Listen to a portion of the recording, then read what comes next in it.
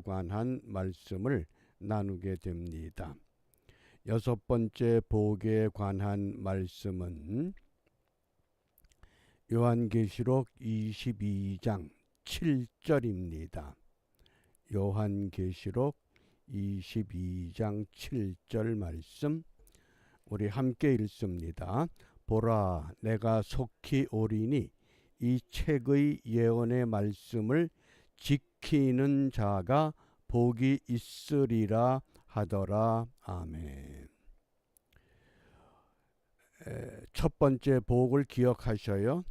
요한계시록 1장 3절 이 예언의 말씀을 읽는 자와 듣는 자들과 그 가운데 기록한 것을 지키는 자들이 복이 있나니 때가 가까움이라.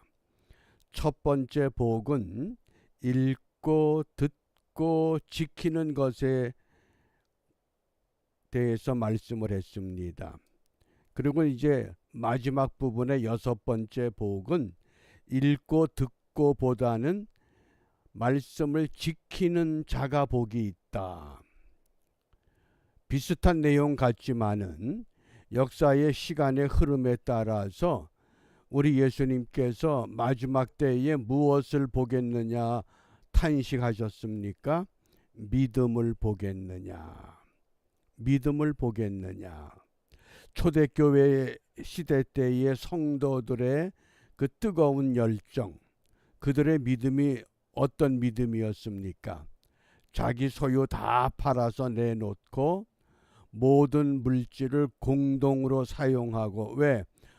곧 주님이 오실 것을 기대했기 때문에 서로 유무상통하는 그런 믿음 생활을 했습니다. 그런데 기다려도 오시질 않습니다. 그 오시지 않던 역사가 2000년이 지났습니다.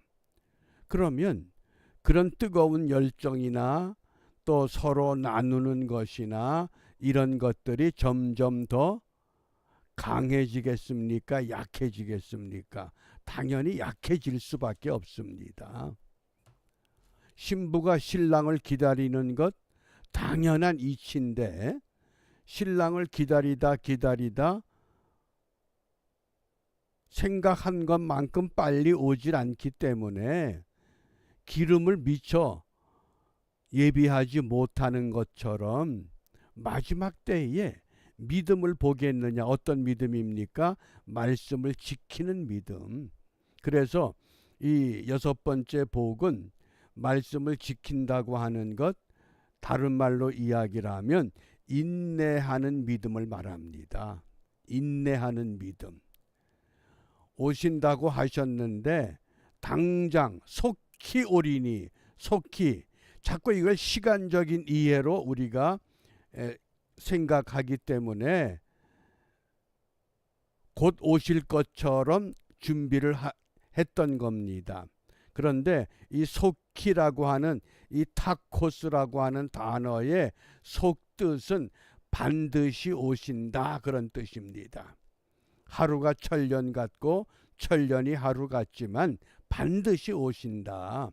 그것이 속히 오리니, 시간적인 언제 어떻게 빨리 그것이 아니라 반드시 오신다. 왜? 하나님의 예언은 반드시 성취되기 때문에. 그 다음에 이 지킨다고 하는 이 단어 테레오, 이것은 가장 중요한 의미가 참고 기다리면서, 사도들은 부활하신 예수님 하늘로 오르실 때 너희가 본 대로 오실 것이다. 그들이 살아생전에 예수님 다시 오실 것을 기대하고 살았습니다. 그런데 시간이 지나도 나는 나이가 들어서 죽어가는데 오시겠다 약속하신 주님은 오시질 않습니다. 그때 그들이 어떤 생각을 했겠습니까? 아, 내가 만났던 하나님, 마태는 마태복음으로 후세 사람들에게 남겨줘야 되겠다. 말씀을 기록할 수밖에 없습니다. 마가는 마가복음으로, 누가는 누가복음으로 요한은 요한복음으로, 더군다나 이 요한은 이제 이 요한계시록이라고 하는 이 계시의 말씀으로 오늘 우리에게 분명히 예언합니다. 이 책의 예언의 말씀을 지키는 자가 복이 있다. 제가 언제 한번 소개한 것 같은데, 그 남대문 교회 원로 목사님이셨던 배명준 목사님 돌아가셨지만은, 그 목사님이 생전에 저희가 울산에서 사역할 때 그 울산의 막내 아들 배신호 집사님 댁에 방문했다가 저희 교회에 오셨습니다. 울산의 그 여러 목사님들과 같이 오셨는데, 저희 교회 바로 옆에 그 마을에서 오랫동안 마을 사람들이 숭상하던 당수나무가 있었습니다. 근데 그 나무를 보시더니 간증을 하나 합니다. 그때 마침 모였던 그 울산의 여러 목사님들이 그 간증을 듣고 아주 많은 감동을 받았던 때가 있습니다. 목사님의 고향이 황해도였습니다. 근데 황해도에서는 당수나무라고 하질 않고 부근나무라고 하는데, 배 목사님이 아주 어렸을 때 선교사로부터 복음을 들었답니다. 그리고 쪽복음이라고 하는 이 성경책을 하나 받았는데, 마을 사람들이 이 부근나무를 우상처럼 숭배하니까 어린 마음에 이 부근나무 우상이다, 그래서는 하나님의 말씀 성경을 하나하나 찢어가지고 그 나무에다가 풀을 칠해가지고는 더덕더덕 붙여놨답니다. 다음날 새벽에 보니까 나무가 허옇더라는 거죠, 마을 사람들이. 근데 자세히 보니까 그게 뭡니까? 성경을 찢어가지고 나무 그냥 온통 다 붙여놓은 거죠. 그러니까 그 당시 이 씨족 사회에서 그 마을 주민들이 이건 누가 그랬느냐? 아까 배씨 집안의 아들이 그랬다. 그래서는 그 마을에서 추방당했답니다. 그러니까 갑자기 아무것도 없이 추방을 당했는데, 마침 그 이야기를 평양의 선교사가 듣고는 찾아와서 걱정하지 마라, 내가 책임을 진다. 그래서 결국은 일본까지 유학을 하고 신학을 공부하고 목회자가 될 수 있었다고 하는 이야기를 제가 직접 들었습니다. 그것도 당수나무 아래에서.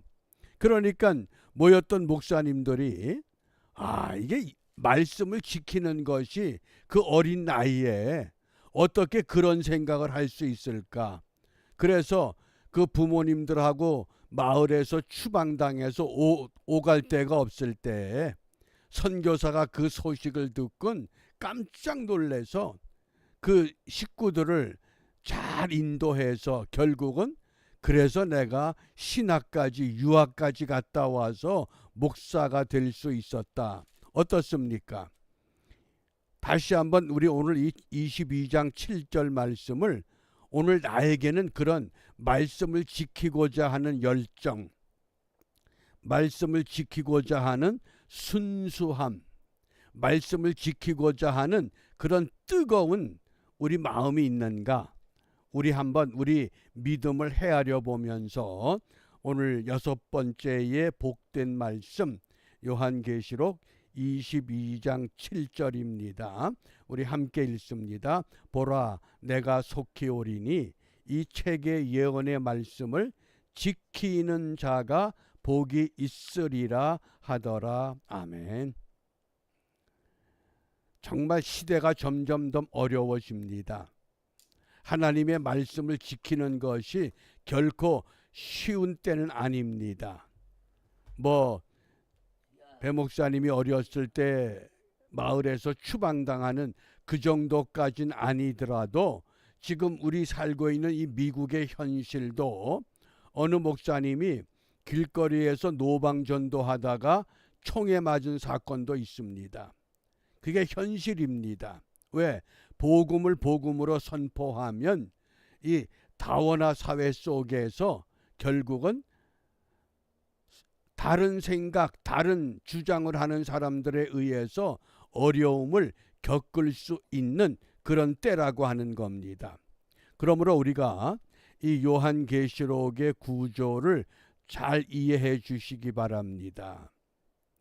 요한계시록이 어떤 구조인가?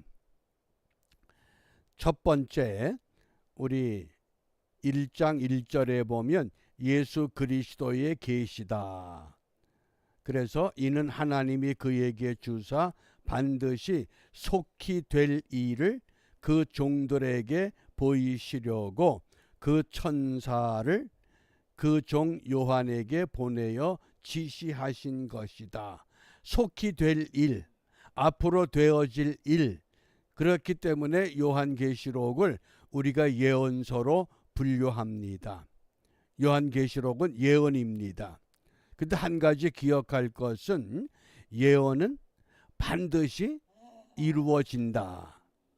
그때가 언제일지는 모르지만은 그 예언은 반드시 성취된다고 하는 것, 그것이 예언의 의미입니다. 그 다음에 요한계시록의 특징은 1장 4절과 11절에 이렇게 말씀합니다. 요한은 아시아에 있는 7 교회에 편지하노니, 편지라고 하는 겁니다. 그래서 이것을 우리가 서신서, 예언서이면서 편지, 서신서입니다. 또 11절에도 가로되 너 보는 것을 책에 써서 에베소, 서머나, 버가모, 두아디라, 사데, 빌라델비아, 라오디게아 7 교회에 보내라. 뭡니까? 교회를 향해서 예언의 말씀을 편지로 보낸 말씀, 예언이라고 하는 것, 편지라고 하는 것. 그렇기 때문에 이 편지입니다. 우리가 쉽게 생각하면 A라고 하는 사람이 B라고 하는 사람에게 편지를 보냅니다. 그러면 편지의 내용이 전혀 알 수 없는 내용으로 보내겠습니까? 알아들을 내용으로 보내겠습니까? 그 당시에는 요한이 이 편지를 7 교회에 보낼 때에 7 교회 성도들은 편지를 읽기만 해도 다 이해할 수 있었습니다. 그러나 우리는 2000년의 시간이 지나서 시간적인 간격, 문화적인 간격, 이런 차이 때문에 당시의 문화와 당시의 언어와 당시의 생활을 모르기 때문에 우리는 쉽게 이해가 되진 않습니다. 그러나 중요한 건 이것은 편지를 통한 예언이다. 이것이 오늘 우리에게 분명해져야만 합니다. 그러면 그러니까 요한계시록의 이 구조를 크게 3등분하면 서론, 본론, 결론 이렇게 우리가 구분할 수 있습니다. 서론은 1장이라고 생각을 하시고 본론은 2장부터 22장 5절까지 본론이다. 그 본론 속에는 인과 나팔과 대접과 바벨론의 등장, 음녀의 그 등장이 있고 이러한 모든 것들이 끝이 나게 되면 22장 6절부터 마지막 21절에 결론이라고 하는 겁니다. 그러니까 오늘 이 예언의 말씀을 지키는 자가 복이 있다. 이건 결론에 해당한 겁니다. 1장 3절에 예언의 말씀을 읽고 듣고 지키는 건 서론입니다. 그러니까 자세하게 읽고 자세하게 듣고 자세하게 지켜야 된다. 그러나 결론에 와서는 이제는 어떻게 지켰느냐. 그래서 22장의 그 결론을 보면 세 종류의 말씀입니다. 천사의 말씀 6절부터 11절, 또 예수 그리스도의 말씀 12절부터 17절, 그리고 사도 요한의 말씀입니다. 18절에서 20절. 그러므로 우리가 이 요한계시록이 예언의 말씀이라고 하는 것, 22장 6절에 보면 또 그가 내게 말하기를 이 말은 신실하고 참된지라. 이 말은 신실하고 참되다. 그 본론이라고 하는 2장부터 22장 5절까지의 그 모든 내용이 쉽게 이해되지 않고 우리가 설명할 수는 없지만, 그러나 그 말은 신실하다. 뭡니까? 믿을만하다 그 뜻입니다. 우리가 모르지만은 믿을만한 것이다. 그 다음에 참되다, 거짓이 없다. 그것이 예언의 말씀의 내용이라고 하는 겁니다. 그러므로 이것이 우리가 때로는 이해가 어렵고 서로의 해석과 주장이 다르다 할지라도 중요한 것은 이것을 믿고 이것에 거짓이 없다고 하는 것, 그것이 예언의 말씀의 성질입니다. 그 다음에 두 번째, 이 예언의 말씀은 어떤 특징이 있느냐? 그 6절 말씀을 계속 읽어보면 주 곧 선지자들의 영의 하나님. 무엇을 말합니까? 선지자들의 영의 하나님. 구약 시대의 구약의 하나님. 그 하나님이 그의 종들에게, 누구에게? 그의 종들, 어느 시대에? 신약 시대에 요한계시록의 요한 사도에게 속히 될 일을 보이시려고 그의 천사를 보내셨다. 그러므로 구약의 선지자들의 영이나 신약의 선지자 그 요한의 영이나 같다고 하는, 구약의 계시나 신약의 계시는 동일하다 그 뜻입니다. 그게 예언입니다. 예언이 구약 시대 예언이 다르고 구약과 신약의 중간 시대 예언이 다르고 또 현대 사회의 예언이 다르다. 그것은 진리가 아닙니다. 진리는 알파와 오메가, 처음부터 마지막까지 변함없이 동일한 내용이요 동일한 뜻으로 계속해서 전달되어야 한다는 것을 오늘 우리에게 말씀하고 있습니다. 그러면 성경은 뭐냐? 예언의 성취가 시대에 사람에 따라서 성취돼 가는 것, 그것이 예언의 과정입니다. 예언의 과정이 어떻게 성취되느냐? 성경을 읽다 보면 여호와께서 말씀하신 대로 또는 여호와께서 그 말씀대로 이런 어투가 자주 등장합니다. 여호와께서 말씀하신 대로. 그 대표적인 것 한 몇 가지를 보면 첫 번째, 창세기 21장 1절입니다. 여호와께서 그 말씀대로, 이건 바꿔 말하면 여호와께서 예언대로 사라를 권고하셨고 여호와께서 그 말씀대로 예언대로 사라에게 행하셨다. 어떻게 말씀했습니까? 내년에 아들을 낳게 될 것이다. 그러니까 사라가 웃습니다. 참 하나님도 짓궂으시다. 내 나이가 몇인데 아이를 낳을 수 없는 몸이 되었는데, 근데 하나님의 예언은 불가능을 가능케 하신다는 겁니다. 왜? 여호와의 말씀대로 그 말씀이 성취하는 능력, 태초에 말씀이 계시니라. 태초에 하나님이 천지를 창조하시니라. 그래서 그 성경 구절을 통해서 독일의 문호 괴테는 태초에 알레 앙팡 이스트 타트 그랬습니다. 태초에 행동이 있었다. 어떤 행동? 하나님이 이 역사 속에 개입하는 행동. 예? 왜? 그 말씀 어떻게? 말씀대로. 말씀이 육신이 되어서 이 땅에 오시는 놀라운 사건을 오늘 우리에게 보여주셨던 겁니다. 이게 예언의 성취입니다. 어떻게? 그 말씀대로, 말씀하신 대로. 예? 그러니까 제가 서두에 그 배명준 목사님 어렸을 때 주일학교에서 들었던 성경 이야기, 이 마을 사람들이 섬기는 우상 같은 붉은 나무, 하나님의 말씀을 찢어서 나무에 붙였더니 결론은 뭡니까? 추방당하잖아요.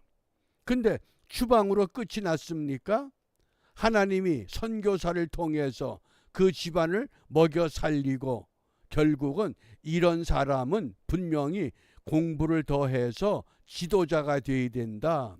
그래서 생각도 못한 유학까지 다녀오고 목회자가 된다고 하는, 왜? 예언의 말씀을 지키면 그 말씀을 누가 보장합니까? 여호와 하나님께서. 불가능한 사라, 아이를 낳을 수 없다고 생각했던 사라의 몸을 통해서도 하나님은 생명을 낳게 하십니다. 왜? 그 말씀대로. 또 보세요. 하나님이 이스라엘 백성들을 애굽 땅에서 430년 만에 끌어내십니다. 자주 독립이 아니에요. 하나님이 강제로 모세를 들여보내서 모세를 세워 가지고 백성들을 끌어내십니다. 그런데 그 끌어낸 백성들을 신명기 26장 19절에 보면 여호와께서 너의 칭찬과 명예와 영광으로 그 지으신 모든 민족 위에 뛰어나게 하시고 그 말씀하신 대로, 그 말씀하신 대로 너로 내 하나님 여호와의 성민이 되게 하시리라.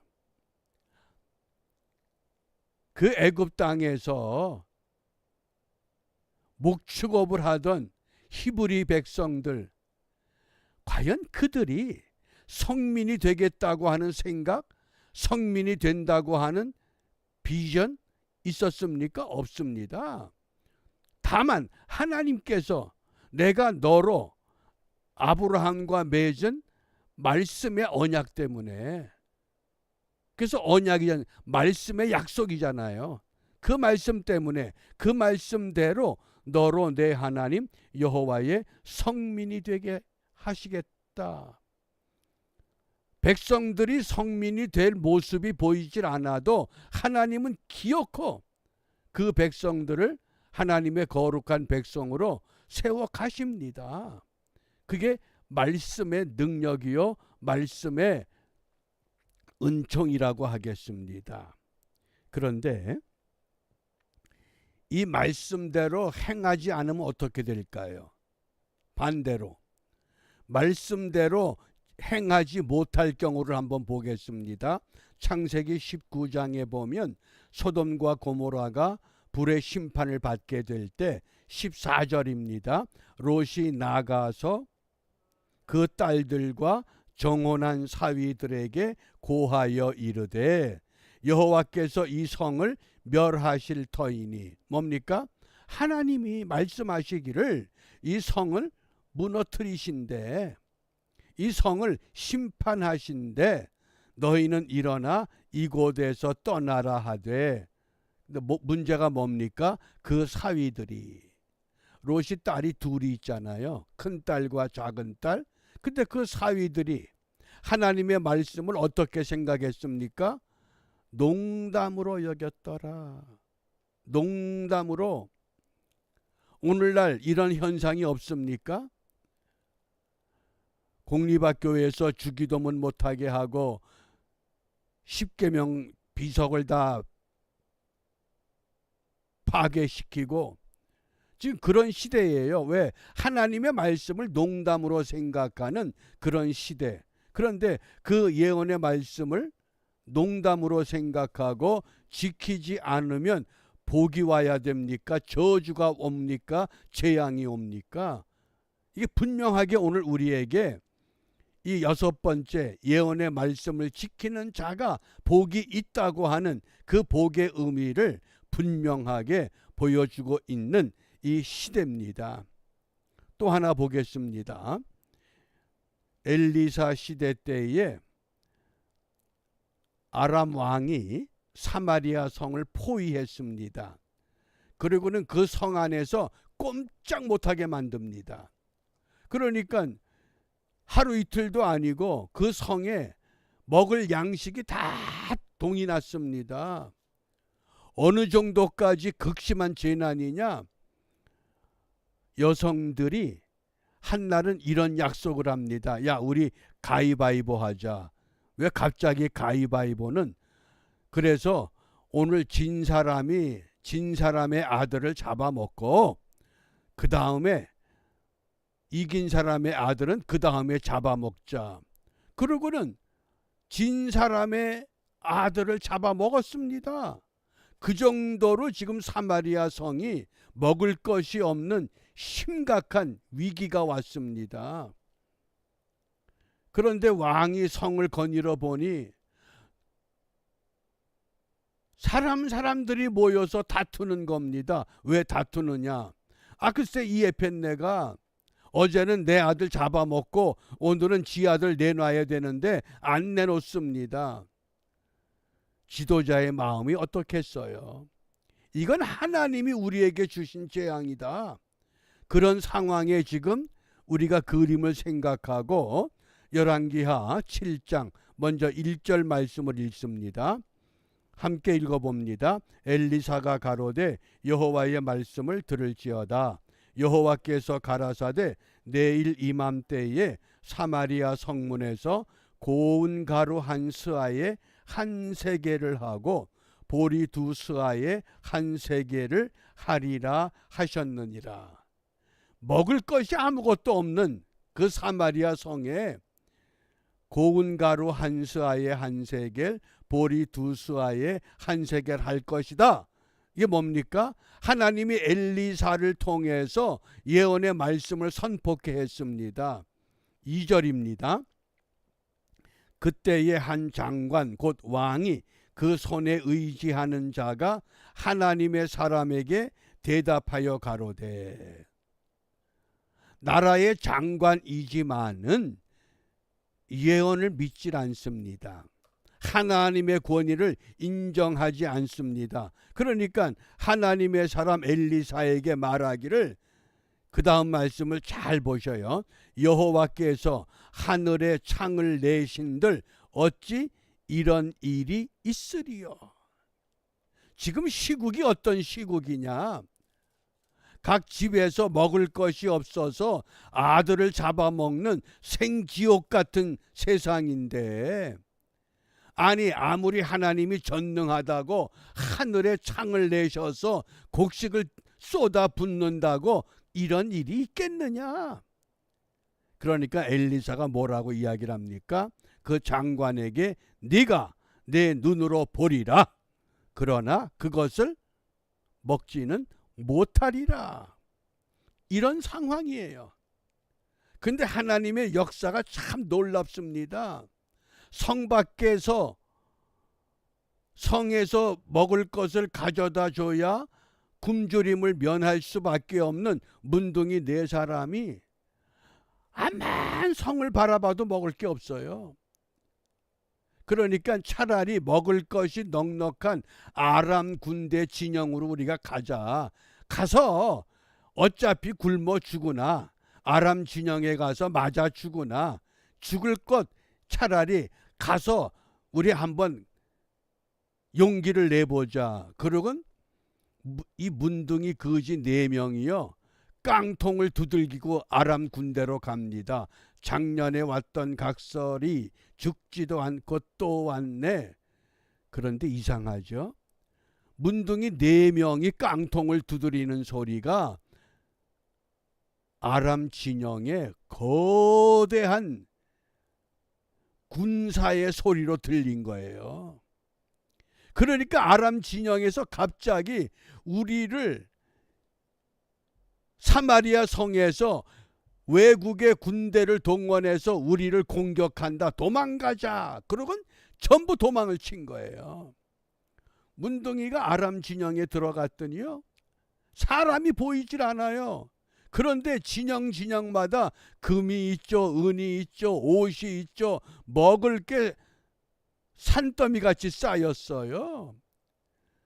굶주렸던 문둥이들이 실컷 배를 두드리고 먹은 다음에 문둥이들이 얼마나 생각이 아름답습니까? 우리는 여기서 배부르게 먹는데 지금 저 성에서는 굶어 죽잖아. 빨리 가서 성에 가서 이 소식을 알려주자. 그 소식이 사마리아 이스라엘 왕에게 전달됐어요. 왕이 급하게 마지막 남은 말 네피를 신하에게 주어서 아람 진영을 정찰해라. 근데 문둥이 보고가 맞거든요. 그러니까 성에서 그동안 굶주렸던 그 성 사람들이 그냥 달려 나오는 거예요. 그때 왕이 이 장관에게 너는 그 진영을 지켜라. 그런데 뭐 어떻게 지켜요? 굶주린 사람들이 달려들면서 이 장관이 그 무리들에게 밟혀 죽고 말았어요.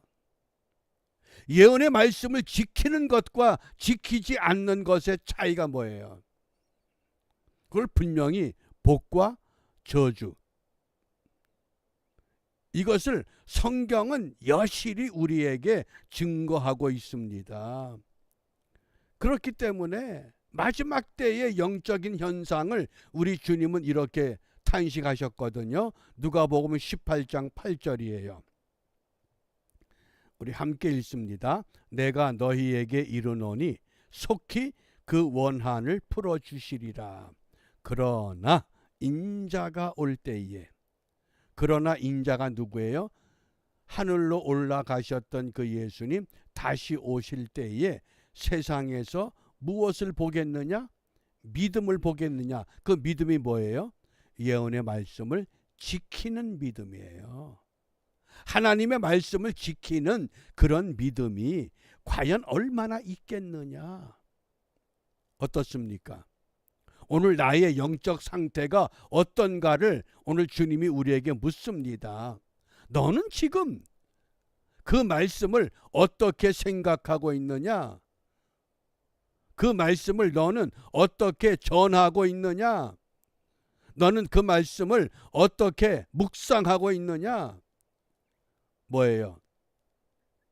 과연 예언의 말씀을 지킨다고 하는 그것, 그 지키는 것 뭡니까? 끝까지 열매를 얻기 위해서 끝까지 죽음을 각오하고도 내가 이 말씀대로 순종하겠다. 그런 결단이 요구되는 오늘의 시대라고 성경은 우리에게 말씀을 합니다. 그래서 이 요한계시록의 구절을 보면 1장 1절에 예수 그리스도의 계시라고 그랬거든요. 어떤 계시예요? 무슨 계시예요? 복을 주시겠다는 계시예요. 내가 너희들에게 복을 주겠다. 마태복음 5장에 예수님께서 산상복음의 시작도 뭐예요? 심령이 가난한 자는 복이 있나니, 예수님은 복으로 시작해서 마지막에 복으로 마쳐요. 그때 복이 마카리오스예요. 근데 이 마카리오스의 복은 우리 한국 사람들이 좋아하는 오복이 아닙니다. 오래 살고 건강하고 평안하고 남을 도와주고 제 수명 다하고 죽는 그런 복이 아니라 마카리오스, 이 마카리오스의 복은 뭐냐? 한마디로 말하면 예수님이 이기신다 그거예요.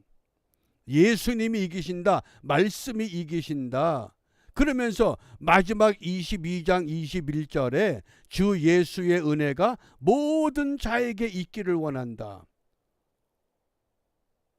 어떤 은혜입니까?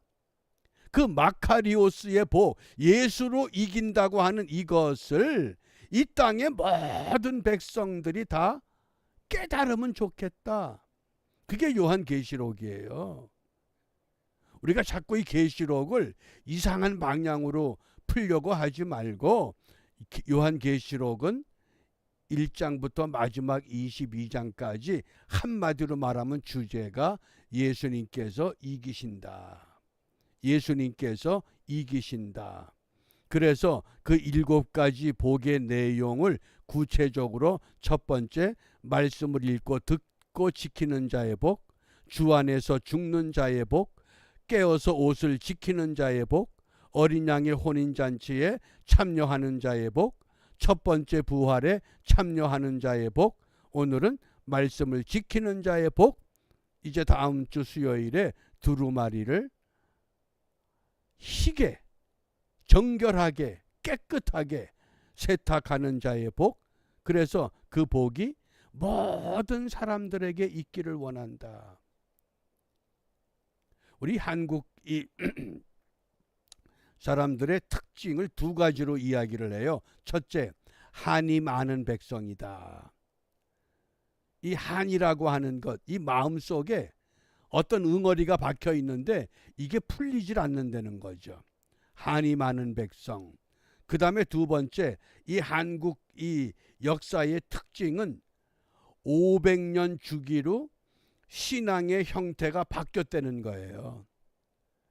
무당의 문화에서, 불교의 문화에서, 유교의 문화에서, 그 다음에 갑자기 기독교가 들어왔는데 기독교는 500년도 못 갔어요. 이제 불과 140년 만에 기독교가 완전히 붕괴되기 직전이에요. 왜요? 그만큼 빨리 타락해버린 거예요. 뭐 때문에? 복에 대한 개념을 잘못 오해했기 때문에. 그래서 우리가 오늘 이 말씀을 이제 마치면서 오늘 6번째 복, 요한계시록 22장 7절입니다. 보라, 내가 속히 오리니 이 책의 예언의 말씀을 지키는 자가 복이 있으리라. 이 말씀을 지킨다고 하는 것 신명기 28장 2절입니다. 구약에서 어떻게 말씀했는가? 우리 함께 읽고 마칩니다. 네가 내 하나님 여호와의 말씀을 순종하면 이 모든 복이 내게 임하며 내게 미치리니. 아멘. 기도합니다. 역사의 주인 되시는 아버지 하나님, 이 땅의 사람들을 하나님의 형상으로 지으셨습니다. 우리의 마음 깊은 곳에 세상 어느 곳으로도 채워지지 않는 심각한 영적 공간이 있음을 깨닫게 하여 주시고, 믿음이 없는 사람들은 그 공간을 세상적인 것으로 채우려고 몸부림을 칩니다. 그러나 저희들에게 믿음을 주었은즉 그 믿음이 세상 사람들과 같은 모습으로 그 영적인 공간을 채울 것이 아니라 하나님의 말씀으로 그 공간을 채워서 우리 모두가 하나님의 형상 회복하여 이 땅의 사람들에게 우리의 삶이 세상에서 멈추어지고 끝나는 것이 아니라 그 후에 심판이 있음을 깨우쳐 알게 하여 하나님이 창조하신 이 세계가 하나님 보시기에 다시 한번 좋았더라 회복되는 은혜를 함께 이루어가는 우리 모두가 되도록 축복하여 주시옵소서. 예수님 이름으로 기도합니다. 아멘.